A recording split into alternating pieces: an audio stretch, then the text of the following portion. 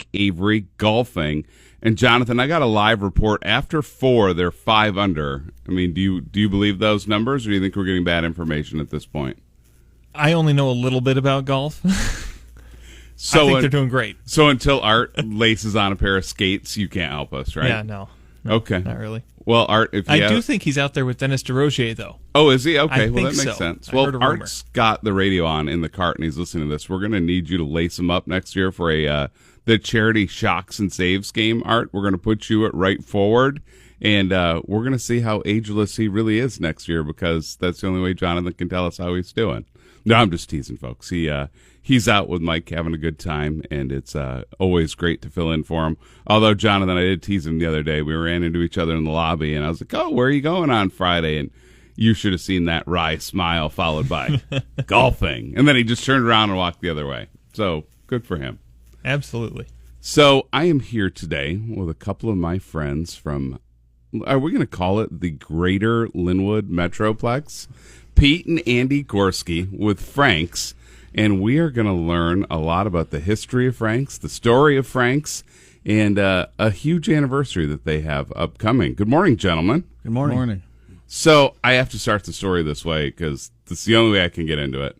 We recently did one of our podcasts, and we had Pizza Sam's on the podcast, and I asked the question, who is Sam? And Sam's not at Pizza Sam's. He was from a different place. So I got to start here. Who's Frank? Frank was our grandpa. He started in 1945 with a cement tank on the side of the highway, on the side of the road, which is now a highway, and selling live bait. That's how it all started. So I love it. So there is a Frank to Frank's. This is awesome. Yep. So I've heard the story before, and I get a good kick out of it every time. But for our listeners who may not know the story of how Frank started, why don't you share that with us? Because I think it's awesome. Yeah. So Grandpa worked at the shop, had a job at the shop. I forget exactly which one. And Grandma was home taking care of the kids, doing what mothers do, taking care of the kids while Dad's working. And back then. And so one day this guy came looking for Grandpa. He says, "Where's Frank?" She says, "Well, he's at work." And the guy says, "Well, I'm sorry, but he hasn't been working 3 days." And he didn't tell Grandma he quit his job, was out catching minnows. That's what he was doing. And I would have liked to be a fly on the wall for that conversation when he got home, but that's what he did. And took off from there, And while Grandpa was out catching minnows, Grandma was home taking care of the store, taking care of the kids, doing what she did, and did a bang-up job with the kids and all us grandkids. There was 18 grandkids. So you got to ask, was Grandma a fiery lady? Did she have a little bit of vigor to her? She didn't let you get away with a whole lot. So how do we think that conversation really went down? Well, later that night, and she says, "So Frank, tell me about work today." And knowing you characters, I'm sure he came up with an interesting story. And then at some point, she clearly said, "I know what's going on here." How did that really go down from what you've heard? It's not talked about a whole lot. That's totally fair. Yeah. So he literally starts the store by catching minnows, and he's out where, on Saginaw Bay, catching minnows? All over the state, wherever All there's over the minnows. state. He'd look for them everywhere, yes. And if the wind was wrong, if it wasn't right on the lake, he'd go inland and catch minnows in the creeks, which was twice as hard out in the thumb. You had steep banks and tall weeds, and you had to walk through the water a long ways and catch them and then carry them back to the truck wherever the truck was parked. So, and he got to be friends with all kind of farmers out that way, and knew a lot of different people out there, and would give him access to different spots to get in there and catch minnows when things were tough out on the lake. So I have to ask this question because just excuse me if I'm wrong, but it seems like back then, what year? 1945, you said? Yeah, that's when it started. So we're talking literally right when World War II ends, right? It's the country's about to go through a boom for manufacturing, right? He's got a good job in a shop, paycheck, benefits. Like, I'm sure life's good in 1945. So here's my question. How much money could you make in the minnow business in 1945? Well, it had to be halfway decent, or just he wanted to do what he loved. There's probably people like my uncles or my dad could answer those questions a little bit better. Maybe we should have brought them today, but we're winging it, so we'll do what we do. I thought you came around shortly after 1945, Andy, so I thought maybe you had a little bit more of this history. I was around about 1971. Okay, so maybe we're a few years off. So he starts Frank's and starts with minnows. At what point does this turn into at least the initial vision of Frank's as we know it today? Well, I'd say it's probably the salmon boom of the 70s, wouldn't you say, Andy? Yeah.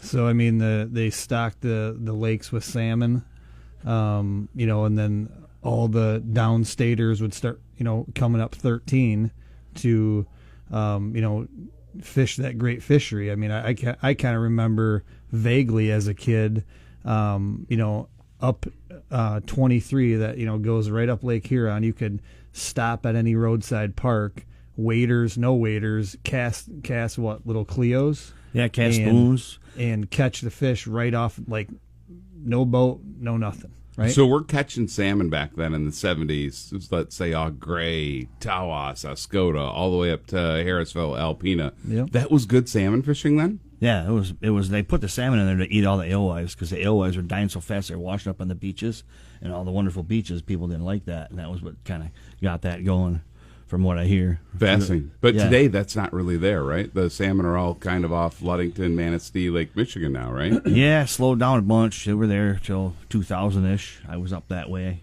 I caught the salmon disease back in the day and couldn't stop going. It was a blast. There's nothing like those fish rip and drag. It's addicting and it's wonderful. And now they're starting to come back. There's more boats, more people starting to get after it, and some salmon come back. But mostly right now on the Lake Huron side is lake trout, steelhead, occasional walleye up that way. Sure. But yeah, predominantly over the west side has been the good salmon fishing the last few years. But it's on its way back. So when was the first store built, guys? Well, it was a brick building. What year would that have been? Brick building would have had to be probably late 40s, early 50s. Yeah. Then the salmon boom happened in the 70s. There was probably a store built, another store built then that got added on to when they started carrying, hunting product, right? Yeah. And then the last edition was probably in the late 80s, early 90s. That was like a tackle room. Now that room is the last. It's actually still, when you walk in the front doors of Frank's, that's the last newest addition to the old store, and then it just goes the opposite way. So all the existing buildings, or the buildings that were kind of the first deal, would be in the parking lot when you pull in. Sure. So it's all been at the same location throughout the years. It's just morphed, expanded, built, etc. as time goes on, correct? Yep. And we still have minnows today, don't we? Yes. Sure do. Who's in charge of the minnow catching now? Uncle Don. Uncle Don's the minnow catcher. He gets right after it most of the time. He catches a little bit of heck every now and then. We don't cut him too much slack, but he does a good job for us. But he's getting ready to hang it up. I think we never know. I think he thinks he's getting ready to retire. Yeah, we're not letting him off the hook that easy. Yeah. So what happens then? Do you two have to draw straws to who's going to go out and get minnows? I mean, do you grab your kids in the next generation and pick one and say, "Listen, Bobby, you're going to pick minnows"? Like, how does this work now? Might be what has to happen. You never know. But we do know a few minnow dealers that sell them too. Oh, okay. So it's not quite the same. Yeah. When I think about this, you talk about your uncle. How many generations have been working in the store now? It starts with Grandpa, your dad, if I'm not mistaken, Larry, right? Yep. Uncle Don. So you had a second generation. How many in the second generation worked in the store? My dad and his sister were partners for a long time. Okay. And then all of us, a few of our cousins, a lot of our cousins, we all went with Grandpa catching minnows. They all had a part in doing something, helping out at the store for a period of time when we were all kids. That's what we started doing. Yeah, I would say every second generation, every one of Frank and Margaret's kids were in the store at some point. Yep. And every grandkid had has a memory from there, right? I mean, whether it's catching minnows, something, right? I mean that. So now we're third generation, and then we got fourth generation behind that. That's amazing, because they always talk about how when a family business goes from one generation to the next, the odds are so high that the business fails. But I don't know what it is about the Great Lakes Bay region in this region. I don't care if it's the Zender family, the Horak family, the Gorski family. We have a proud history of family-owned businesses just not surviving from one generation to the next, but growing and thriving. So we're just getting started with the boys from Frank's. We're going to talk a lot about the anniversary coming up, what the store looks like today after these messages. At Carmanis, Kansas.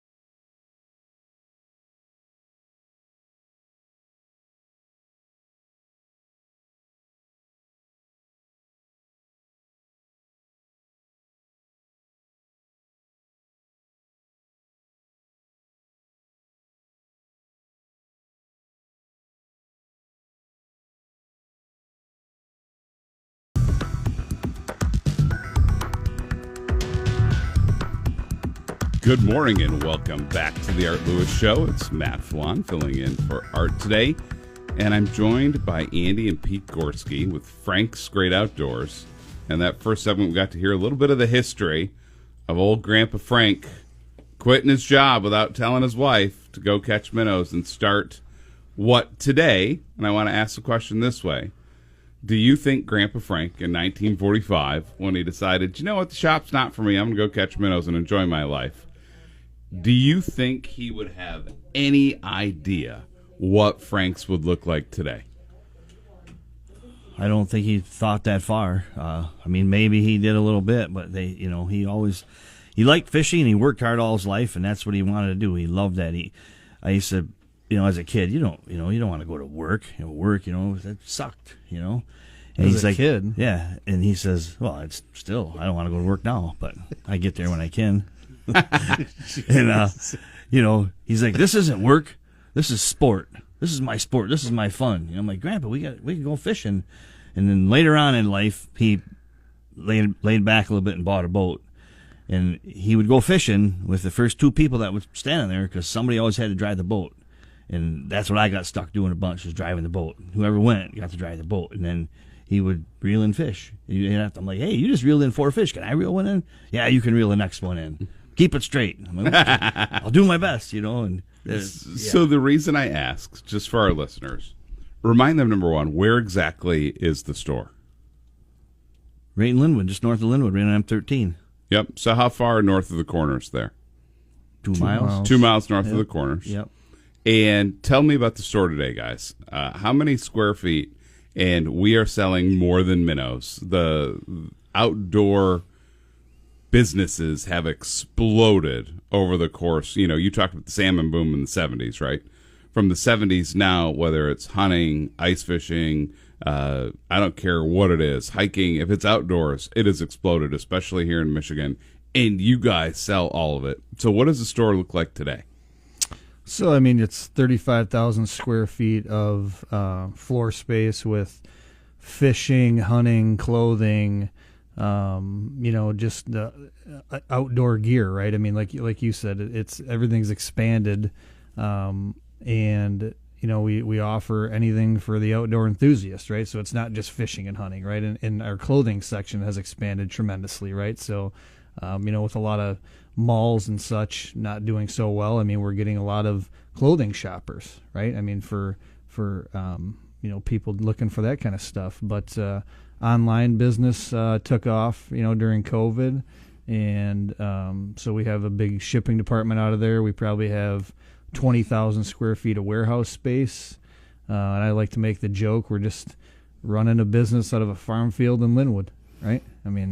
Started like we say, started back in 1945. We're asking if Grandpa and Grandma what they'd think of the store today. I mean, would they ever think it would get to where it's at? No, I don't think so. I mean, I don't know if we have ever. So what would Grandpa say when he walks in and saw a pair of $300 Ray-Ban sunglasses sitting in Frank's? What would Grandpa say about us selling $300 sunglasses up in Linwood? That's what I want to know. Well, those are really nice ones. Yeah, I don't. You know, he was a pretty simple guy. Pretty. No, I'm joking because I went in there. You know, I took a tour. I went around. I saw the minnow pond. And I went and saw, at the time, a warehouse full of ice fishing equipment because it hadn't been cold in a couple of years. So we're checking it all out, right? But I'm looking, and same thing. I'm like, that's a Columbia shirt. That's really nice. Hey, there's a whole section of designer sunglasses over there. Like, I will just tell you, that is not what I expected. It felt like I was in Troy at Somerset. I'm like, this isn't just some nice, fun outdoor clothing for, what you would think back in the day. Oh, I'm stopping in Linwood, going to get a shirt, $9.95. I'm going to walk out with a whole wardrobe for $100. You guys have really top-end designer, high-end clothing. Because as you said, malls have failed everywhere. It's just not the same. And people, there's some people that like to go and see things firsthand. I mean, you guys have one hell of a clothing and, accessory outfit in there. At what point did you guys add that? I think, the COVID era really kind of, expanded that, right? And then obviously like the malls and other stores like that, going out and then seeing what your competitors are doing, right? I mean, where's expansion, right? I mean, it's in the clothing business, but we're known for fishing, right? I mean, we have that new fishing edition. It's 5,000 square foot of only fishing gear, right? I mean, it is fun to listen to guys that have been there for the first time because you got to kind of walk around the corner to find it. You can see it from the outside and listen to their first reaction when they see the room. It's just, it's cool, It's very cool. But now, Pete, it's time to mess with Andy Gorski. Oh, we're going to get a tiny bit political with Andy here this morning because I really want to hear how he feels on this, okay? I don't think you do. So for years, we've been struggling up here with ice fishing. A lot of people believe there's some global warming that's been happening and some issues that have made things a little bit warmer. You talk to the farmers, they grow different crops further north than they ever did, right? So you hear a lot of the things going on, but it definitely impacted ice fishing here in the region. We've had, a couple winters that were just brutal in terms of they were just warm. There wasn't ice. If there was ice, it was like, hey, we had one weekend, right? Yeah. And so you guys had a heck of a time selling your ice fishing equipment. So Andy, it's my understanding that you're leading the fight now against global warming. You want to see the temperatures return to cold. You want to see ice all over the place, and that's one of your big things. Whatever you did last year seemed to work. We had a good ice fishing year finally, didn't we? It can only get better. Last year was just a tickle. I'm ready to drive the pickup out on the bay again. It's been since 2014. So how good was last year compared to the few years before that? It was decent. We've had better years, but we've had longer ice periods, And it was just weird the way the wind and the weather patterns go. You'd get some ice to develop, and then get a big west wind, and it'd push it out. Sure. And it was tough. The ice at the northern end of the bay never got real good. In the southern part of the bay, down in the basin, that ice was good, and everybody from Linwood south was fishing. That was pretty decent ice. I hate to say good ice. You got to watch what you say, but it was decent, and guys got out there and got fish. But to the north, where I live up towards Standish, the White's Beach by the casino and whatnot, I'm up that way, and that ice didn't lock in real good, and it was real iffy all year. So a couple guys pushed their luck out there, and the older I get, the less I do that. Interesting. But when we talk about ice fishing, I mean, that business has just boomed, right? In terms of the type of equipment, give examples of the type of things that you're selling, whether it be equipment that guys are wearing on themselves in terms of the clothing and the things that have, to float if you need to and keep you warm, to the shanties, to everything. This is an industry that looks way different than it did 20 years ago, and I know that's a big selling point for you guys. Yeah, when we built that building, the latest, the building we're in now, we did that around 99, 2000, and that year there was hardly no ice. There was virtually nothing. It was a tough year, but we were building the store and we were moving everything, and we had there was 5 different shanties to choose from. and we were setting them up out on the front lawn, like every day and taking them down. It was one of the worst times ever because it just was a rotten job. No matter if it was snowing or cold, whatever, we just had to go out and do that. But there's like only 5 styles. After we built a new building, and then shanties just went crazy. Everybody had their own style of shanty, flip overs, box style, suitcase style, whatever. And then a couple years later, there's 15 styles of shanties. And now there's 50 or 60 kinds of shanties. And we have the space to have probably 25, 30 of them set up in the store when it's going on. And like the clothing, the floating suits. Yeah, the striker float suits. I mean, those have, I would suggest to anybody, ice fishing anywhere. I mean, they've made float suits for more than 5 years now. I mean, you should have one when you go out on any type of hard water, right? Those have really, changed the game, changed the market. Every shanty is pretty much insulated now, right? I mean, you run a heater on low. I mean, you're not cold, right? Not usually. Gas augers I went to electric, just like everything else, right? I mean, Sure. they're lithium battery powered. But I mean, like the bay, right? You always seem to get ice on inland lakes, right? But the bay ice is just a different beast because of the moving and shifting, giant plates of ice. Well, to summarize this segment, I mean, for anyone listening, if you want to fight the global warming movement, you find Pete and Andy Gorski. They're going to help you because they want a heck of a good ice fishing season, so they're going to be on board. We're going to take a break, and we're going to come back. We're going to talk about that 75th anniversary. It could be the best years of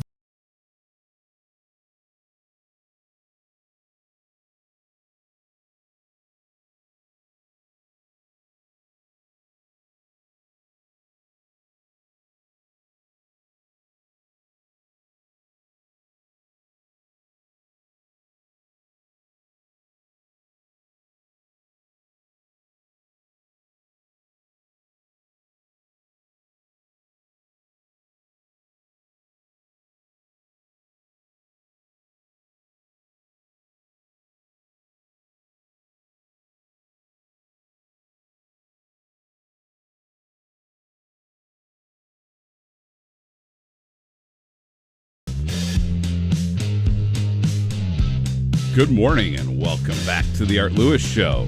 The Art Lewis Show is presented by Westside Decorating Center. Visit them at 5789 State Street in Saginaw or online at westsidedecoratingcenter.com. But beware, if you're like me and you start going to Westside Decorating Center, you're going to be going back over and over again because they have a great sales team, amazing product, and your wife comes up with new projects to do on their house you weren't even looking for. But go over to Westside Decorating Center. They're going to give you great service. Speaking of folks that will give you great service, I'm here with Andy and Pete Gorski from Frank's Great Outdoors. And I misspoke.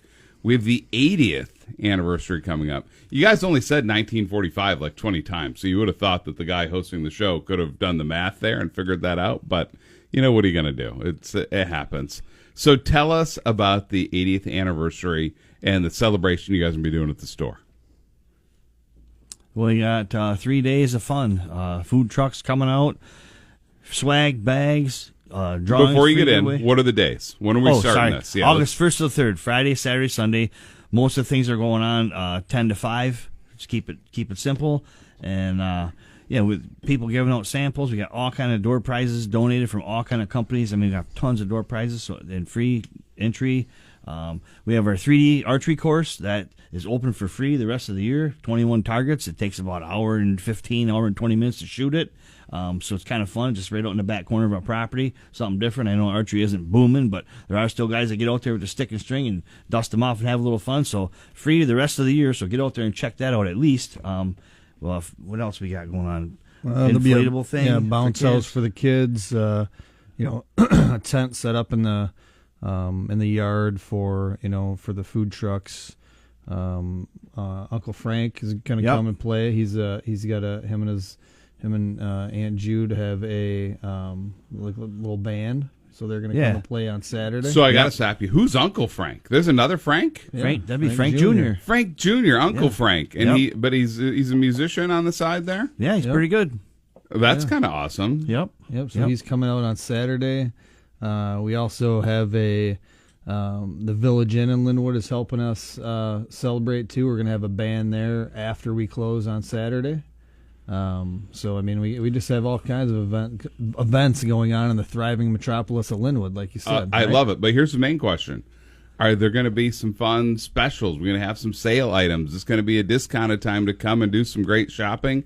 You know, as I get older, we'll get towards Christmas and I start getting a little ornery. I'm like, I should have started shopping the first week of August. Is this one of those times where everyone should come out and start doing their Christmas shopping here in August and get a head start because you guys are going to have some good sales? It's not a bad idea. We'll have all kinds of stuff going on. A lot of good sales. I like it. I'd say, I mean, you know, we're focusing more on the celebration. You know, we're going to have a lot of family in town, right, that are coming just for, you know, helping us celebrate the 80 years. But as always, like I would say, I mean, we have sales all the time. There's going to be something you might be able to find to stock up for your Christmas goodies. I love it. And so the part that you talk about that I think is great for people that want to come out, everyone's always looking for something to do with the kids, right? So the kids are going to come out and be able to have a good time. You know, how much time should people give themselves if they really want to come out and enjoy the celebration? Oh, a couple, 3 hours maybe. Just depends how long you want to stay. You might get tired of dealing with us. You might want to take off, but there's a lot of stuff to do there. Face painting, I heard that. Coloring contest. I mean, Yep. there's all kinds of kids stuff we're doing. So Yep. I'd say it's more of an event, you know, to come help us celebrate 80 years of getting along every day, right? I love Every that you said day. that. We talk about those family businesses. But come on, is there ever a moment where the two of you have been at odds with one another of, hey, we're going to do this. We're going to bring this line in. I know we're going to make big money in this. Are you nuts? That's a loser. You're going to kill us. Like, does this happen? And then how do you guys solve that? Once a week. Once a week. Yeah, maybe more. Sometimes once a day. Is this a boxing glove thing, or do you guys go out back to the archery and then you shoot it out? Whoever comes closest to dead center, they win. How do you guys solve a family difference for the business? Sometimes we just don't talk for a couple of days and then figure it out. Totally fair. Physical violence is not the answer yet. Way too civil. I guess I had my We don't- wrong image. I of you used to gentlemen. sweep him at the knees, but then he got two fake I got knees two now, brand new so knees. I feel bad. Put me in the dirt if you do that. You know what? When it comes down to it, Pete, you got to do what you got to do. You know, right. it's like the old Karate Kid. Sweep the leg, Johnny. Yeah. It's just the way it works. Hey, we're going to take another break, but we'll be back with Pete and Andy Gorski from Frank's Great Outdoors. Burton Cummings.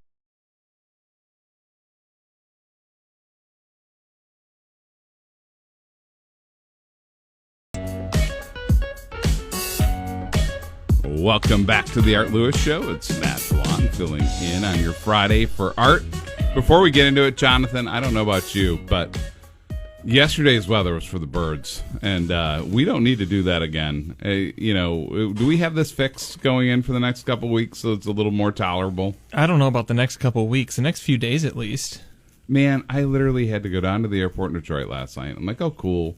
I had an exchange student a couple years ago, and she came to visit here for a couple weeks. I'm like, great, time's well. Drop her off, we'll go to the Tiger game. Drop her off, I looked down at the vehicle. It said 99 degrees. And I was like, there is no seat in Comerica that I can think of that's remotely comfortable at 99 degrees. So I don't know about all of you here on this Friday. I hope everybody gets a break and that you can enjoy the outdoors. I'm hearing, 85 to 90 this weekend? Yeah, thereabouts. Yeah, I can handle that. That sounds like it's good outdoor It's a little warm weather. for me, but It's still a little warm for Yeah. you? No, I can handle 85 to 90. So I'm here with the Gorskis from Frank's Great Outdoors. When it gets to 99 like yesterday, what does that do to business at a place like Frank's? Are people like piling in because they want to be inside shopping, or are people like, no, I don't want to even think about being outside, let alone going to an outdoor store when it's 100 degrees out? What happens to your store on that kind of day?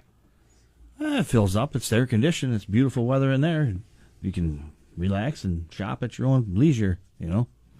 Too hot to be on the water, stop in and look at the stuff you like to use. So here's a question for you guys, being up on that, you know, what do we call this? The sunrise side, right? On Yep. the East Coast of Michigan.